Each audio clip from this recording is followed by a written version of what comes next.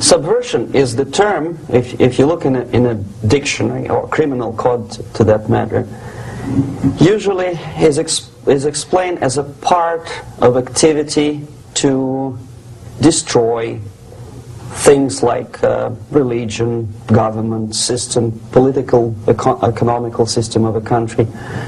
And usually it's linked to espionage and such romantic things as blowing up bridges, sidetracking trains, cloak and dagger activity in Hollywood style. What I'm going to talk about now has absolutely nothing to do with the cliché of espionage or KGB activity of collecting information.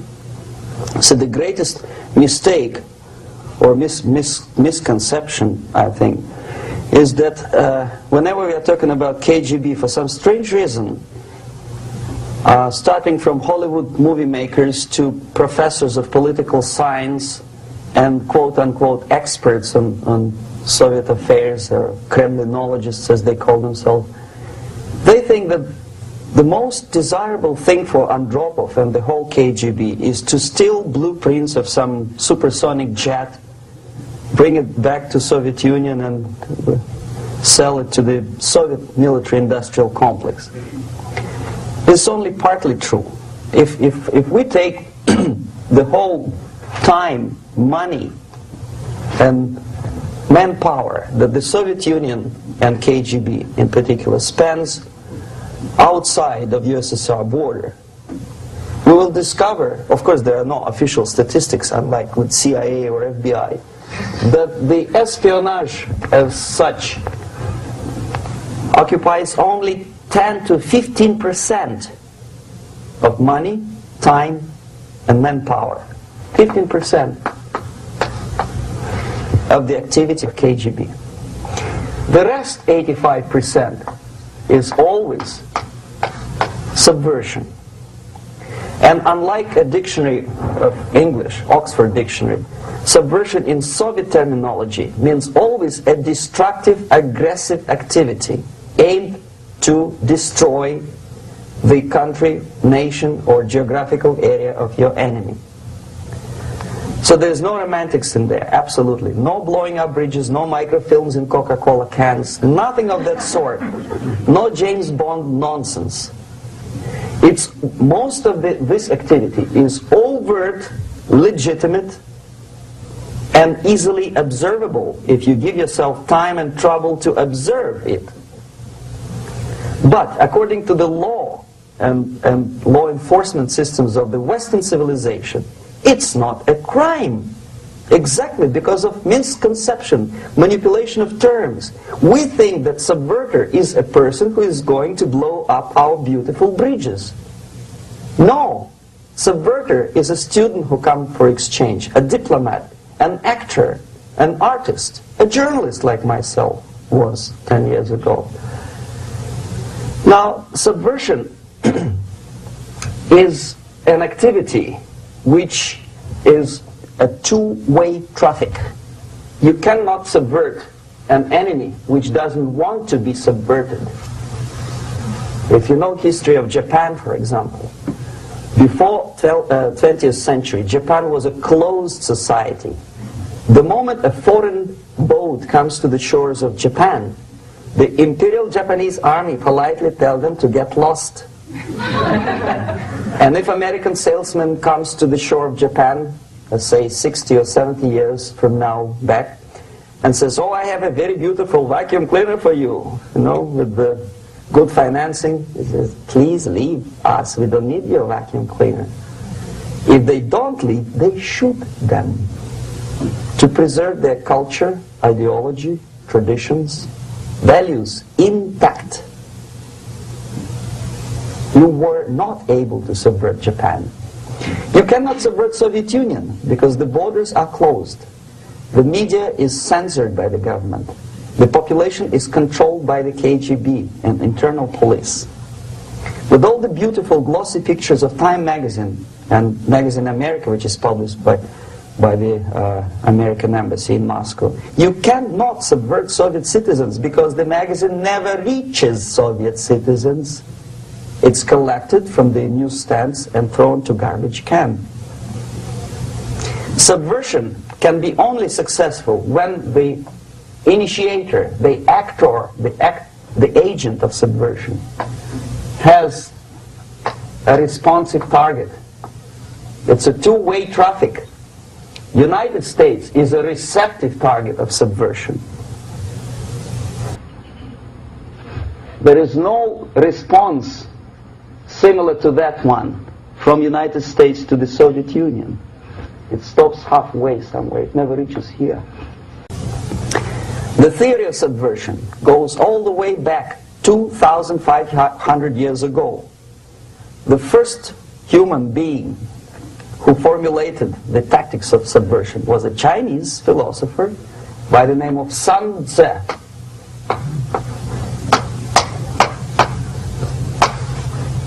2,500 years BC. He was an advisor for several imperial courts in ancient China. And he said, after long meditation, that to implement state policy in a warlike manner, it's the most counterproductive, barbaric, and inefficient to fight on a battlefield. You know that war is continuation of state policy, right? So if you want successfully to implement your state policy and you start fighting, this is the most idiotic way to do it. The highest art of warfare is not to fight at all, but to subvert anything of value in the country of your enemy, until such time that the perception of reality of your enemy is screwed up to such an extent that he does not perceive you as an enemy, and that your system, your civilization, and your ambitions look to your enemy as an alternative, if not desirable, then at least feasible. Better red than dead. That's the ultimate purpose, the final stage of subversion, after which you can simply take your enemy without a single shot being fired, if the subversion is successful. This is basically what subversion is. As you see, not a single mentioning of blowing up bridges. Of course, Sun Tzu didn't know about blowing up bridges. Maybe there were not that many bridges at that time.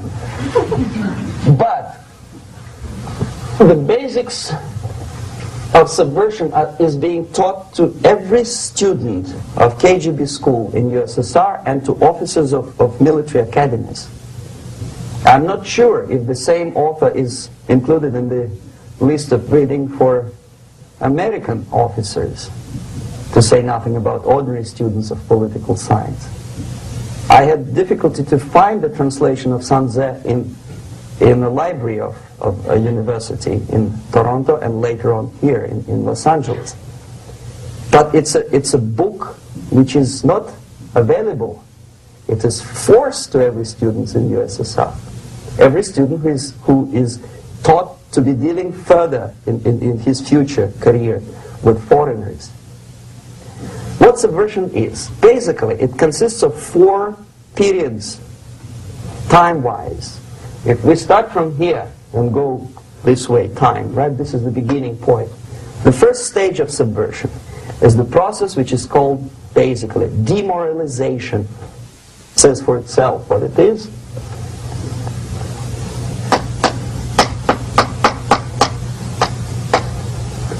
It takes from, say, 15 to 20 years to demoralize a society. Why 15 or 20 years? This is the time sufficient to educate one generation of students or children. One lifetime span of a person, a human being, which is dedicated to study, to shaping up the outlook, ideology, personality. No more, no less. Usually it takes from 15 to 20 years. What it includes? It includes influencing, or by various methods, infiltration, propaganda methods, direct contacts, doesn't really matter. I will describe them later. Of various areas where public opinion is formulated or shaped.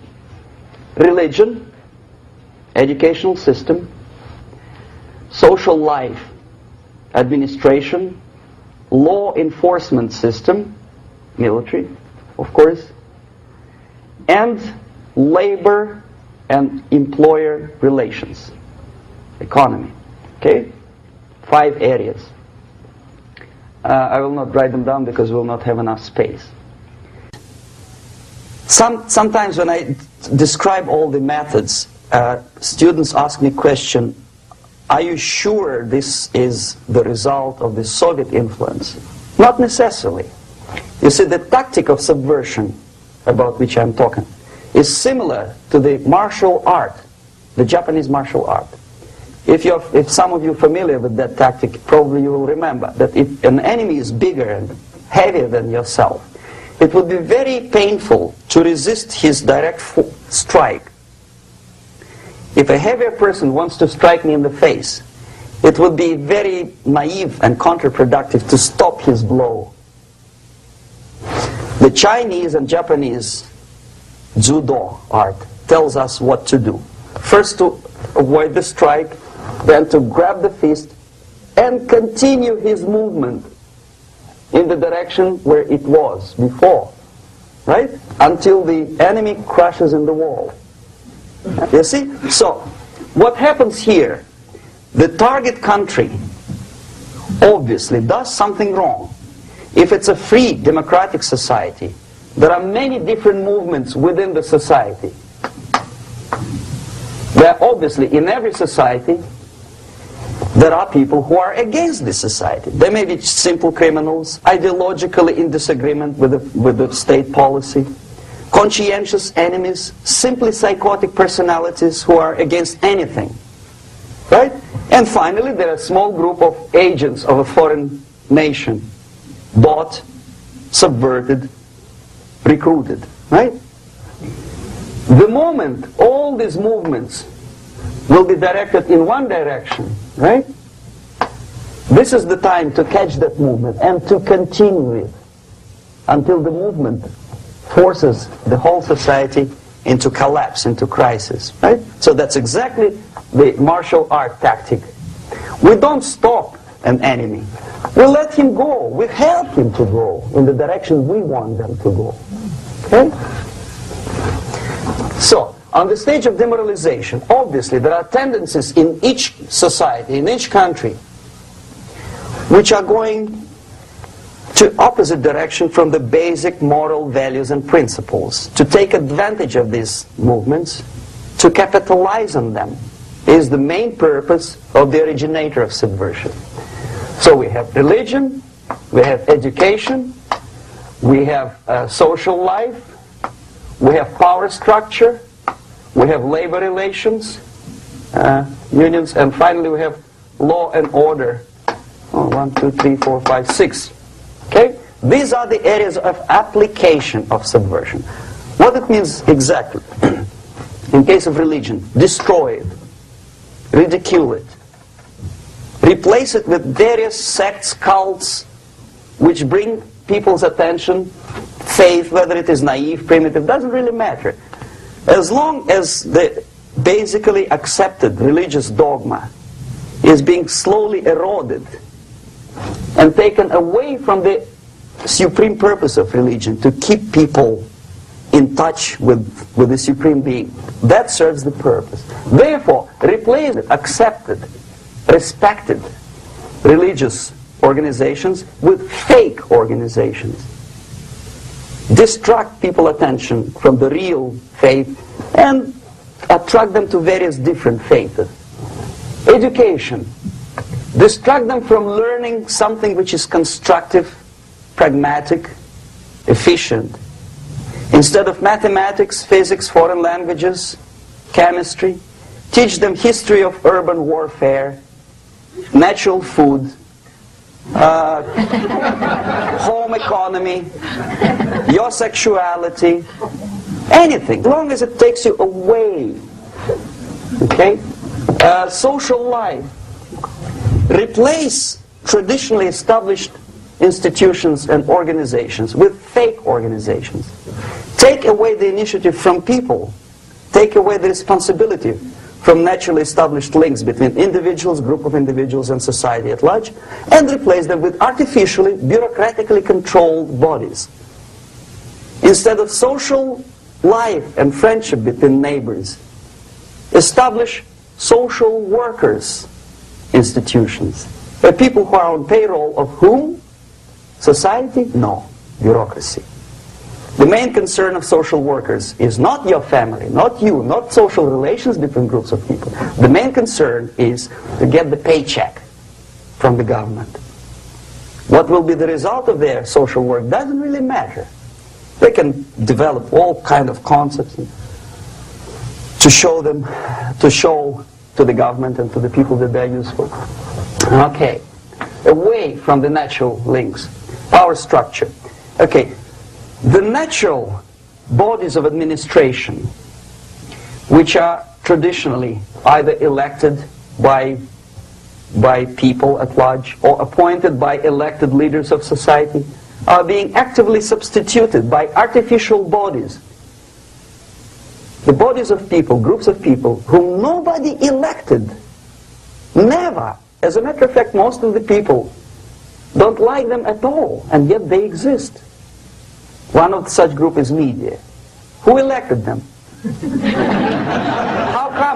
How come they have so much power?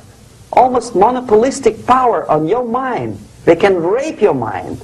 But who elected them? How come they have a nerve to decide what is good and what is bad for the elected by you, president, and his administration?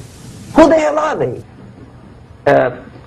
Spiro Agnew, who was hated by the liberal left, called them a bunch of enfeebled snobs. And that's exactly what they are. They think they know. They don't. The level of mediocrity. In a big establishment like New York Times, Los Angeles Times, major television network, you don't have to be excellent journalist. You have to be exactly a mediocre journalist. That's easier to survive. There's no competition anymore. You have your good, nice income, $100,000 a year. That's it. Whether you are better or worse doesn't really matter anymore. As soon as you're smiling to the camera and do your job. That's it. No more competition. Power structure slowly is eroded by the bodies and groups of people who do not have neither qualification nor the will of people to keep them in power, and yet they do have power. Okay. Together with that, there is another process. Law enforcement, law and order organization and structure is being eroded. For the last 20, 25 years, if you see old movies and new movies, you can see that in new movies, a policeman, an officer of the United States Army looks dumb, angry, psychotic, paranoid. A criminal looks nice, kind of, well, he smokes hash and shoots the whatever drug, but basically he's a nice human being. He's creative. And he's unproductive only because society oppresses him. Whereby a general of Pentagon is always, by definition, a war maniac. A policeman is a pig, rude policeman. He abuses his power. You know? A generalization like that. The hatred, the mistrust to the people who are supposed to protect you and enforce law and order. Moral relativity. The Angelo Buono process lasted 2 years in Los Angeles. And yet there are still some lawyers who say, look, he's a nice character, as a matter of fact. There was some witness who said, also a criminal, who said, well, he's a nice guy. I asked him one day to burn a house of my enemy, and he wouldn't do it. He's a nice fellow. Erosion.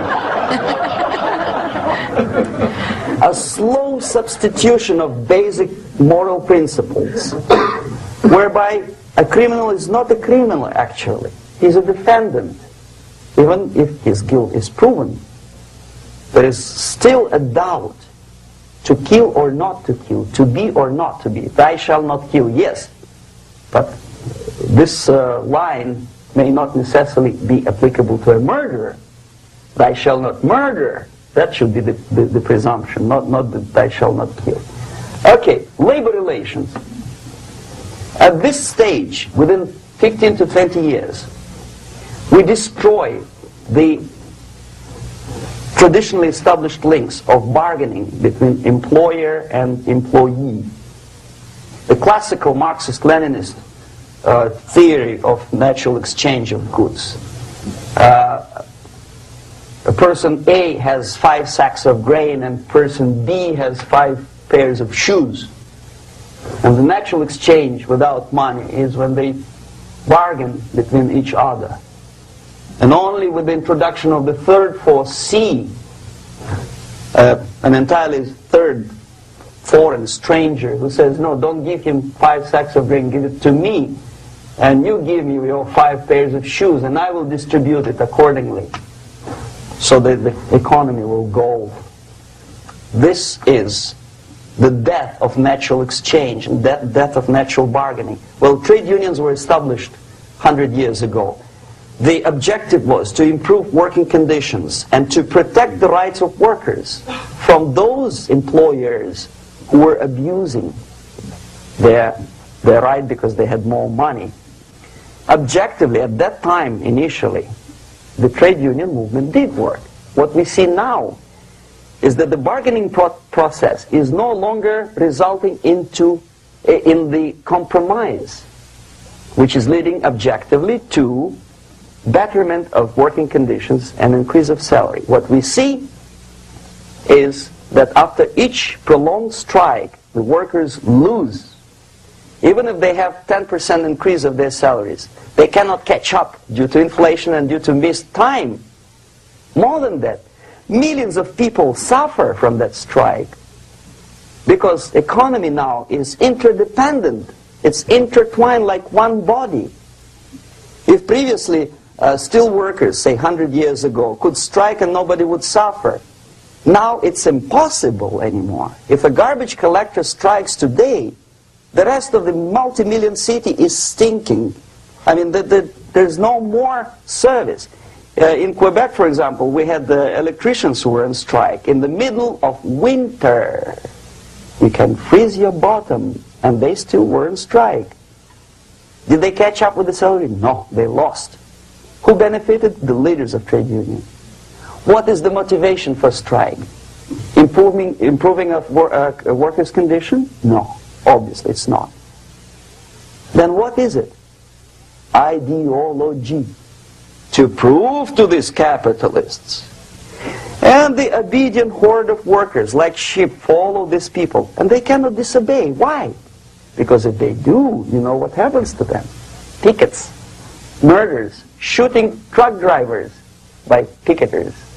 In Montreal, for example, I saw with my own eyes when I was correspondent of CBC, International Canadian Broadcasting Corporation, when the workers of aircraft factory destroyed computers and the equipment in the factory. And the administration employed strike breakers. Their cars were turned upside down and burned. Their houses were burned. Their kids were intimidated. And some victims were there. Of that you can be sure. Why? To improve conditions of workers? No. Ideology. Okay, so this is what happens basically. It may or may not happen without the help of the Soviet Union. But the natural tendencies are being greatly taken advantage of and capitalized by the Soviet propaganda systems. How? Whenever trade union strikes, we have influx of propaganda, mass media, ideological dissemination. The workers' right. And we repeat it like parrots. Yes, workers' right. Whose rights? Workers? No. The only freedom of worker to sell his labor according to his own desire and will is taken away from him. By whom? By trade union boss. Unlimited power is given. Responsibility. I want to sell my labor not for $2.50 an hour, but for $2. I don't have right. My freedom is denied to me. I know that if I sell my work for $2 an hour, not for $3 an hour, I will compete better with the other guy who is lazy and more greedy. I don't need $3. I need only $2. No, I was made to believe by media, by business, by advertising agencies that I need more and more and more. Have you ever heard any advertising on TV to consume less? No. No way. Whether you need a six-cylinder car or not, you have to buy it. And hurry up. When I was driving here, on the local radio station, an excited announcer said, "You hurry up, rush and save, save, save. There is a pantyhose sale." Save by buying more. See? Of course. It would be too naive to expect that KGB makes that advertising agency to do such a crazy commercial. No, of course not. But what we did when I was working for Novosti Press, we would snow plow editorial offices, student organizations, religious groups with literature of class struggle. If not directly Marxism-Leninism propaganda, then a propaganda of the legitimate aspirations of working class, betterment of life, equality. Equality, mind you. President Kennedy once said, we will make America to believe that people are born equal. Are people born equal?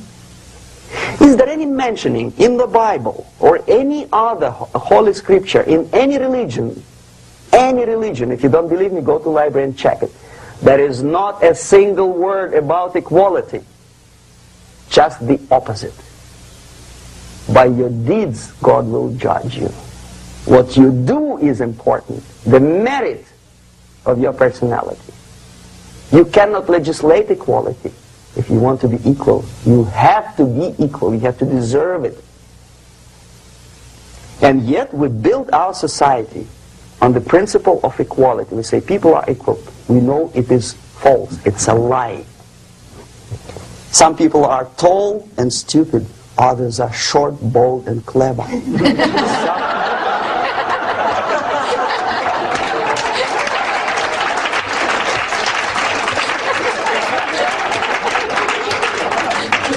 If we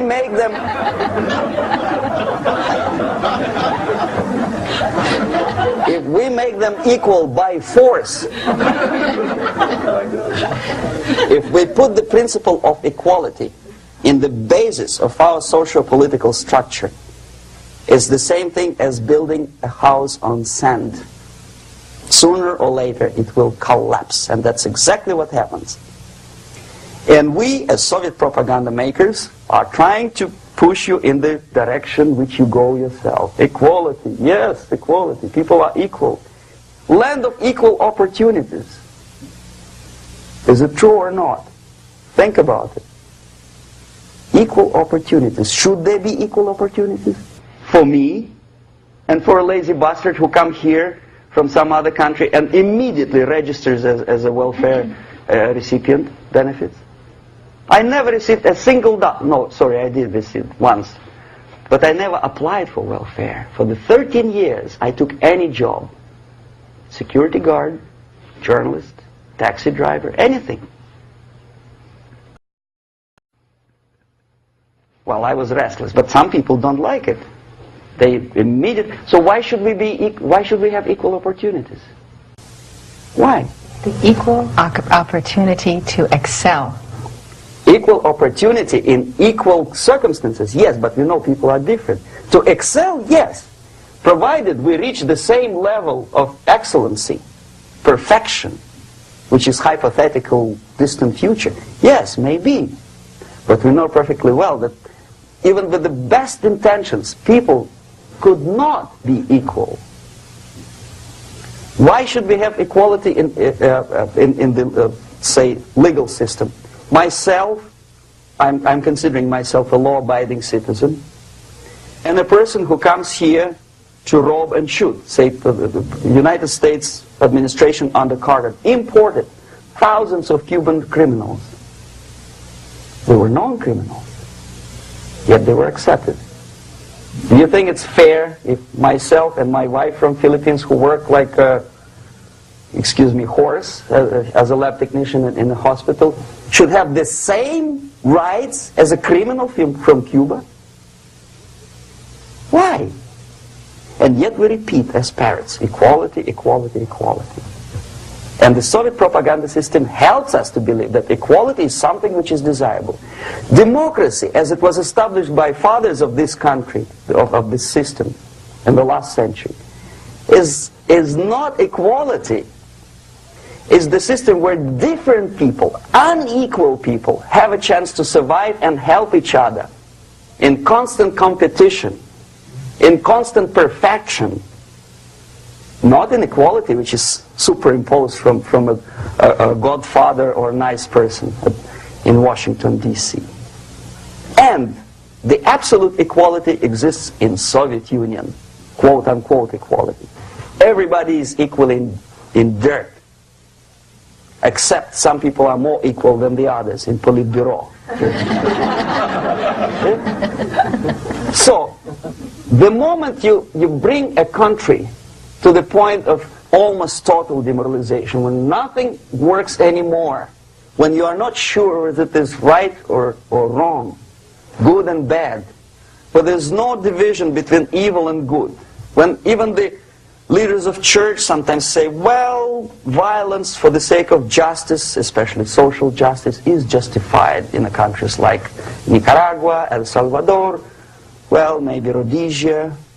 And we listen to them and say, yeah, probably it's true. Is it true? No, it is not true. Violence is not justified, especially for the sake of quote-unquote social justice introduced by Marxist-Leninists, that is my former colleagues from Novosti Press Agency. Okay, so we reached that point.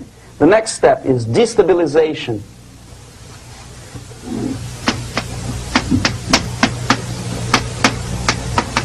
Again, this word says for itself what it is. To destabilize all the relations, all the accepted institutions and organizations in a country of your enemy.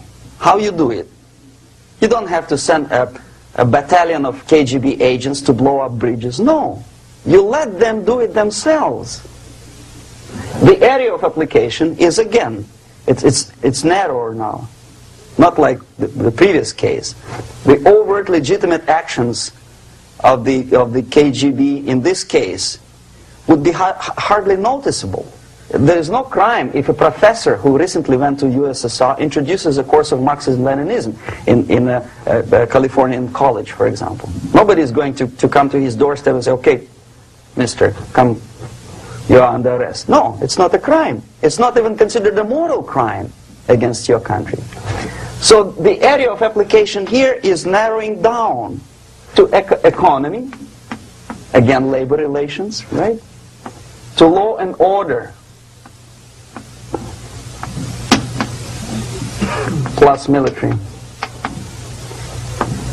And economy, law and order. Yes, and again the media, but wider scope, little bit different. I'll explain it later. Okay, basically 3 areas. Economy. The radicalization of bargaining process.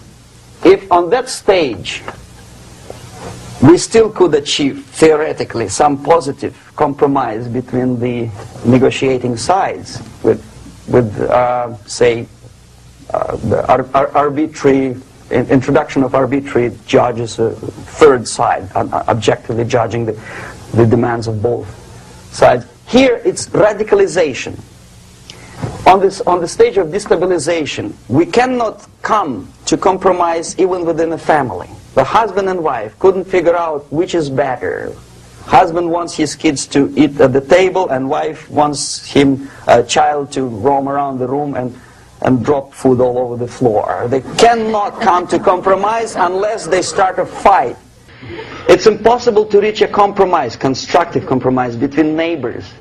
Some people say, I don't like you to watering your lawn at that time because exactly at that time I'm walking my dog and he's getting nervous.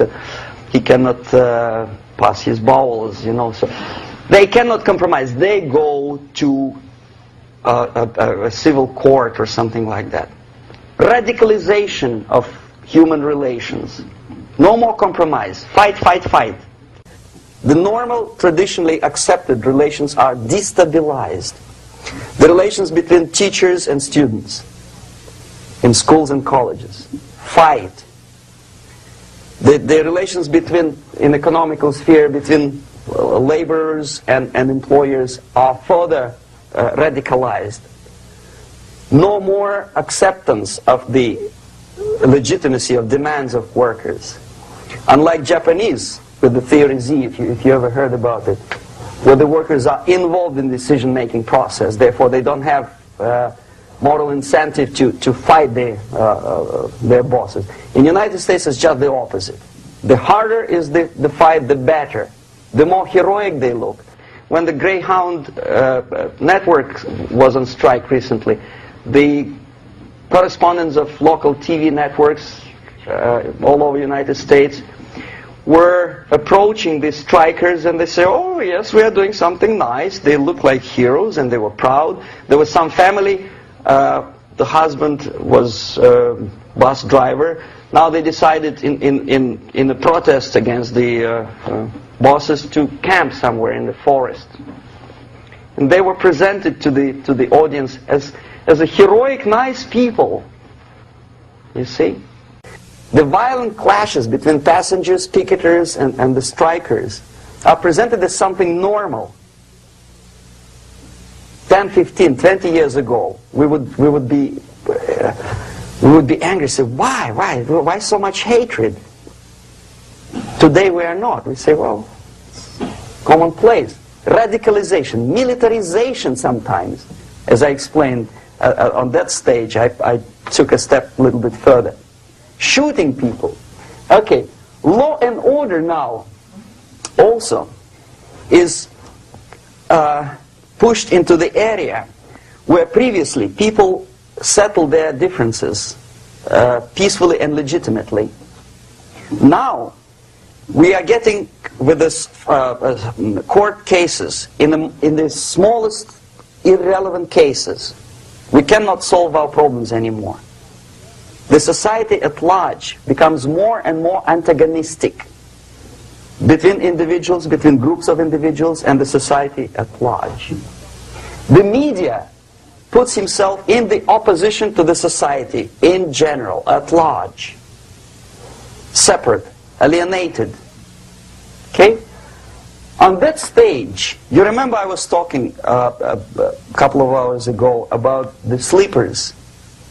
That's when the students from, say, United States, if they are trained in Lumumba University, or developing nations, that's the students I was dealing with, are being sent back from the Soviet Union here.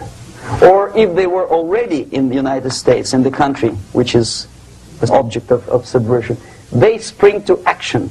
The sleepers go up. They slept for 15 to 20 years. Now they become leaders of groups, preachers, I don't know, public figures. Prominently they actively include themselves in a political process. All of a sudden we see a homosexual. 15 years ago he did his dirty job and nobody cared. Now he makes it a political issue. He demands recognition, respect, human rights, and he rallies a large group of people. And there are violent clashes between him and police, his group and ordinary people, no matter what. It's black against white, yellows against green, doesn't matter where the division line goes. As long as this group come into antagonistic clash, sometimes militantly, sometimes with firearms, that is destabilization process. The sleepers, many of whom are simply KGB agents, become leaders of the process of destabilization. Doesn't mean that Comrade Andropov sends Comrade Ivanov to the United States. The person who takes care is already here.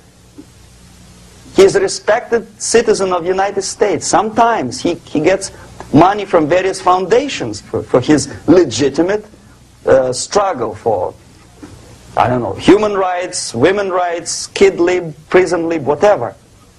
There are sympathetic Americans who donate their money to him. Destabilization process usually leads directly to the process of crisis. In case of developing nations, that's the area where I was active. The process starts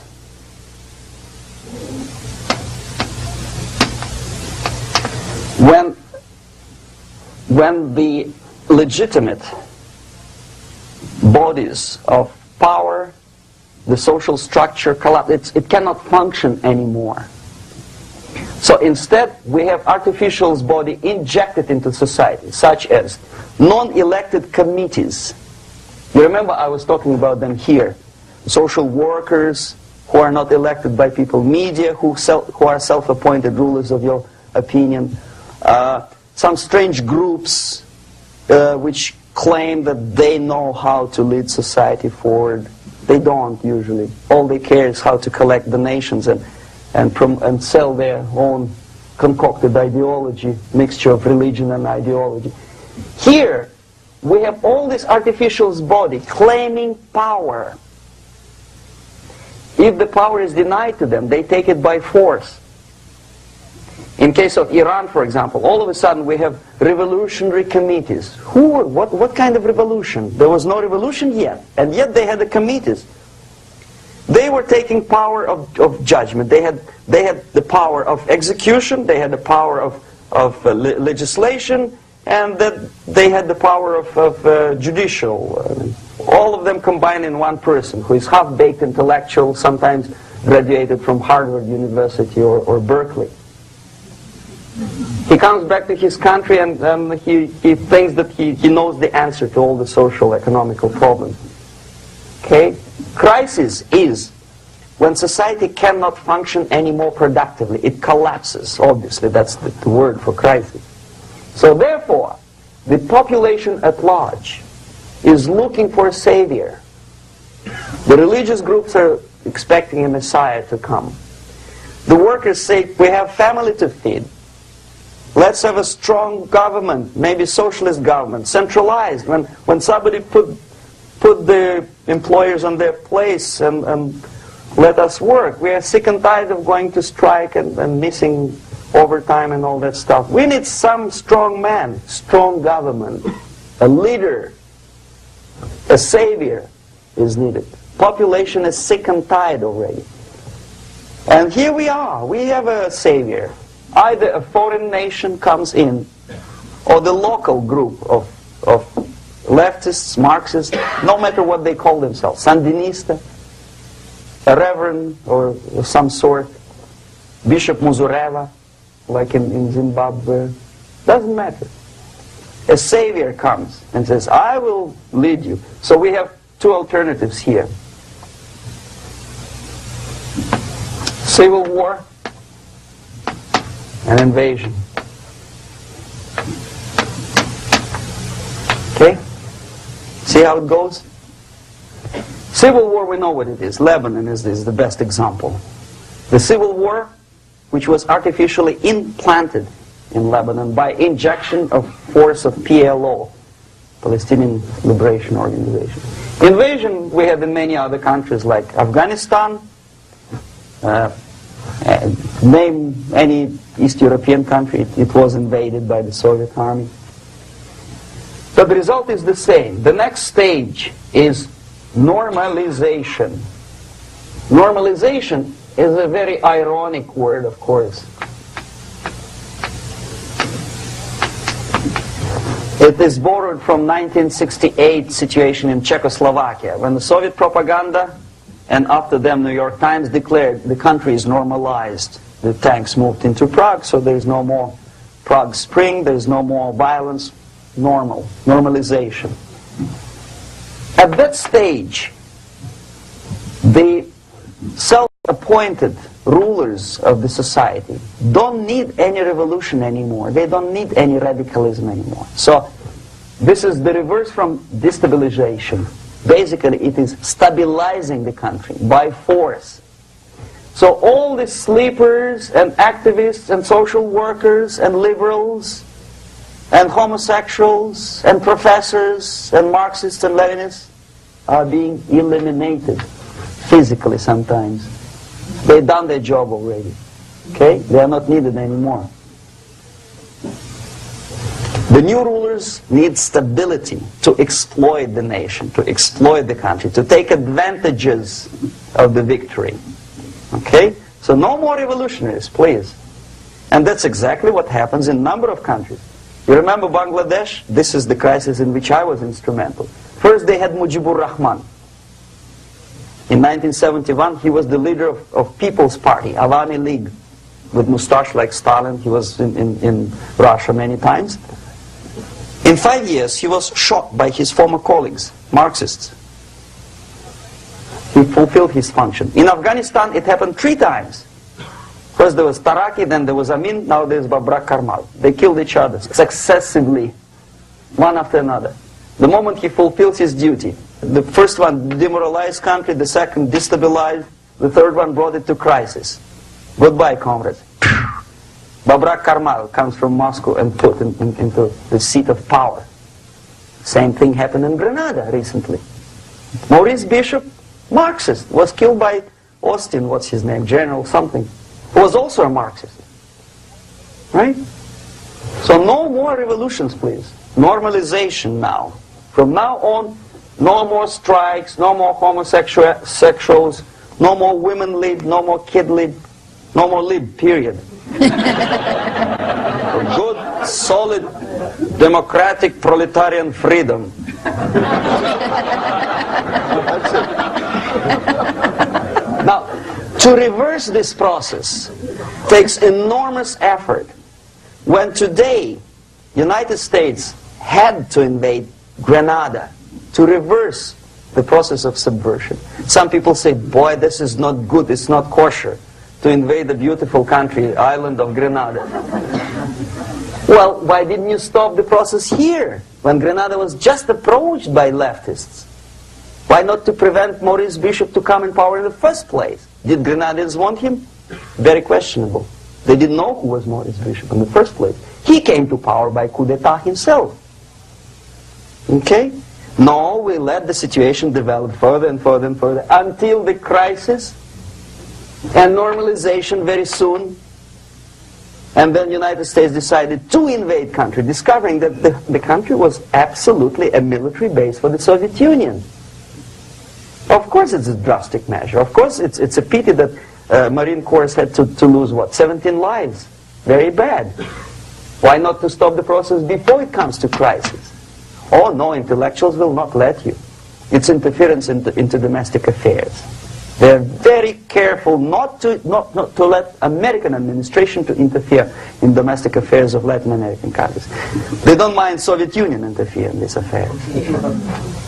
Okay. So to reverse this process, from here, it takes only and always military force. No other force on earth can reverse this process at this point. At this point, it does not take military invasion of the United States Army. It takes strong action, like in Chile.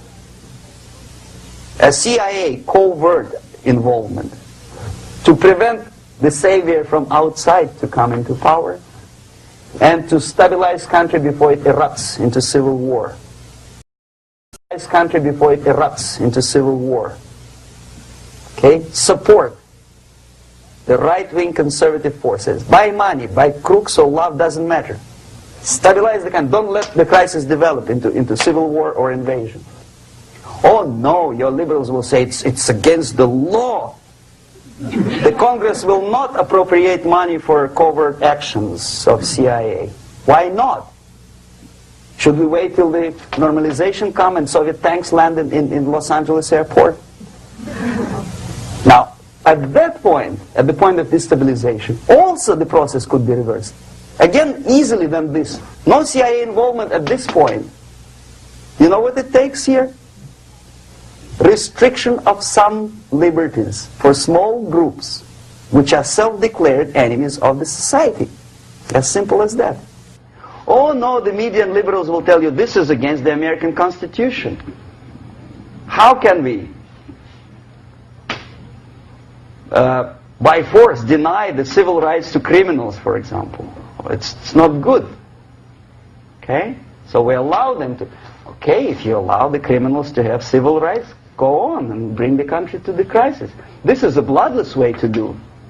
Curb the rights. I mean, not to put them in prison. No, I'm not talking about putting all the gays from San Francisco in the concentration camp.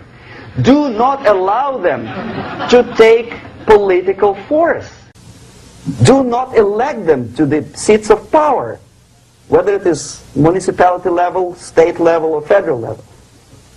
It has to be beaten in the heads of American voters that a person like that in the seats of power is an enemy. Do not be afraid of this word. It is an enemy. If he is not an enemy here, he will be here. Later on, he will be shot, of course. But at this point, he is an enemy. Okay? You are doing great service by denying him a right to capitalize on his own crazy ideas and become a powerful man, a man who uses the seat of power. Restriction of certain freedoms and permissiveness at that point would prevent sliding into crisis and probably will return the process of destabilization. To curb unlimited power, monopolistic power of trade unions, here, at that point, would save economy from collapsing. To introduce a law to stop private companies of raping public opinion's mind in the direction of consumerism. No company must have a right to force you into buying more unless you want it. There must be a law. You want to advertise your car? Okay. But not a single mentioning of buying it now and saving money. It must be against the law to force people to consume more. Self-restraint. Previously, before this process started, the self-restraint was a business of church, religion. Because our preachers, the fathers of church, would tell us, material values are good, but it's not the prime function of human being. Because you have to live with something. Obviously, the design for our life is not to consume more deodorants. There must be something greater. If such a complicated instrument as human body was created, obviously there must be some higher purpose for that. And it's very easy to avoid destabilization by denying the greedy companies one little freedom, one little liberty, forcing you into turning yourself into processors of unwanted products and goods. They turn you into machines, like the worm who there's inlet and outlet. So, and how long an average appliance lasts these days? Less than a year. Why? Where's workmanship? Oh, we want you to buy more. Okay. This stabilization process could be easily overcome if, as I say, the society, by its own will or after persuasion by the leaders, will come to the idea of self-restraint. It's so hard, we want to consume more, but you have to. Unless you will come to this stage, when, as we say in Russia, if Sahara Desert ever becomes a communist state, there will be shortage of sand. So you have to curb your... You have to curb your expectations at this point before it's too late. But no, we don't want to do it. Demoralization process. Again, it's the easiest thing to reverse. First of all, by restricting import of propaganda. The easiest thing to do. Unlimited, unrestrained import of Soviet literature, Soviet journalists. Giving Soviet propaganda and ideological agitators equal time on American TV networks. It has to be stopped. And it's easy. They won't be offended, mind it. As a matter of fact, they will respect America more. But when my former colleague Vladimir Posner appears on Nightline, and Ted Koppel asks him, well, Vladimir, what do you think about this? And what can he think? He is an instrument of propaganda. He thinks what Comrade Andropov tells him to think. He is just a nice, articulate mouthpiece of the Soviet subversion system. And Ted Koppel makes you believe that my friend Vladimir Posner thinks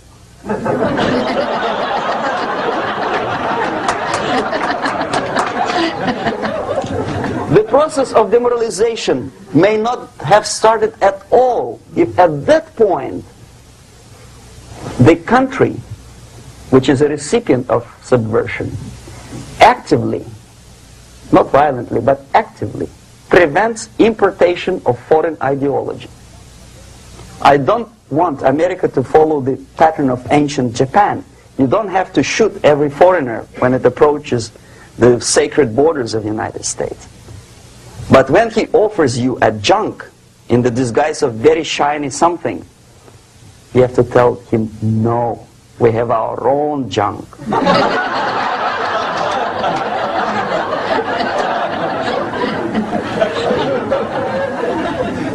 If at that point the society is strong, brave, and conscientious enough to stop importation of ideas which are foreign, then the whole chain of events could be prevented. Recently I've been to Philippines, and I was shocked how in big cities like Manila, children listen to deafening music. A melodious nation with long traditions of good, nice ethnic music, introduced by Spanish long time ago, maybe 2 centuries, 3 centuries ago, I don't remember how long. All of a sudden listen to musical garbage, blasting their radios at full blast, at full volume. Why? In India, I spent many years watching the reactions of Indians walking out of movie theaters after seeing Hollywood production. They couldn't figure out why Americans are so wasteful. They smash their cars, their shiny cars, every 5 minutes. How come they shoot each other for $500,000? Is it true that they're so obsessed with sex? Can you imagine showing a movie where each 5 minutes there's a copulation on the screen, to a country like India with long tradition of respect to these private matters, or to Pakistan? And United States expect these people to respect you? No way. Oh yes, they will see the movie, they'll pay 5 rupees to see that garbage, but they walk out and will tell their kids, don't respect Americans, don't be like Americans. See? So, the process of demoralization could be stopped right here, both as an expert and as an import. And that takes one step, one very important thing to do. You don't have to expel all the KGB agents from Washington, D.C. The most difficult and at the same time the simplest answer to the subversion is to start it here and even before, by bringing back the society to religion, something that you cannot touch and eat and put on yourself, but something that rules society and makes it move and preserve it. A Soviet scientist, Shafarevich, who has nothing to do with religion, he is a computer scientist, did a very intensive research on the history of socialist countries. He calls socialist or communist any country with a centralized economy and a pyramidal style of power structure. And he discovered, actually he didn't discover it, he just brought to attention of his readers, that civilizations like Mohenjo-Daro in the river Indus area, like Egypt, like Maya, Incas, like Babylonian culture, collapsed and disappeared from the surface of Earth. The moment they lost religion, As simple as that. They disintegrated. Nobody remembers about them anymore. Well, distantly. So, the ideas are moving society and keeping mankind as a society of human beings, intelligent, moral agents of God. The facts, the truth, the exact knowledge may not. All the sophisticated technology and computers will not prevent society from disintegrating and eventually dying out. Have you ever met a person who would sacrifice his life, freedom, for the truth like that? This is truth. I never met a person who said, this is truth and I'm ready to shoot me. To defend the truth. Right? But millions sacrifice their life, freedom, comfort, everything for things like God. Like Jesus Christ. It's an honor. Some martyrs in the Soviet concentration camp died. And they died in peace. Unlike those who shouted, "Long live Stalin," knowing perfectly well that he may not live long. Something which is not material moves society and helps it to survive. And the other way around. The moment we turn into 2 by 2 is 4 and make it a guiding principle of our life, our existence, we die. Even though this is true, and this we cannot prove. We only can feel and have faith in it. So the answer to ideological subversion, strangely enough, is very simple. You don't have to shoot people, you don't have to aim missiles and Pershings and cruise missiles at Andropov's headquarters. You simply have to have faith and prevent subversion. In other words, not to be a victim of subversion. Don't try to be a person who in judo is trying to smash your enemy and being caught by your hand. Don't strike like that. Strike with the power of your spirit and moral superiority. If you don't have that power, it's high time to develop it. And that's the only answer. That's it. Thank you.